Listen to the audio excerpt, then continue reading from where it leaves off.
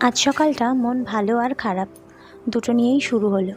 তো মন খারাপের তো কারণ এটা যে আমার এই স্পাইডারটা দেখি আজকে সকালে নষ্ট হয়ে গেছে, গোড়া পচে গেছে। তো তারপরে আমি যথারীতি আমার বাকি গাছগুলোকে দেখতে যাই।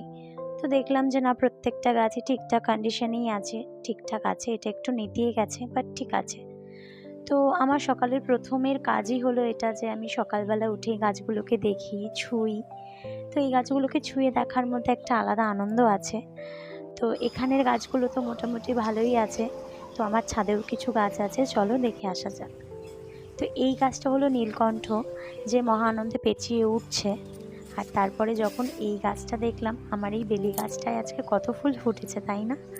দেখে তো খুব ভালো লাগলো। এটাই আমার আজকে মন ভালো হওয়ার কারণ। তো প্রত্যেকবার গাছটাকে ছেঁটে দেওয়ার পরে এত সুন্দর ফুল হয় যে মনটা সত্যিই ভালো হয়ে যায়। আর এর যা মিষ্টি গন্ধ সে তো তোমরা জানোই।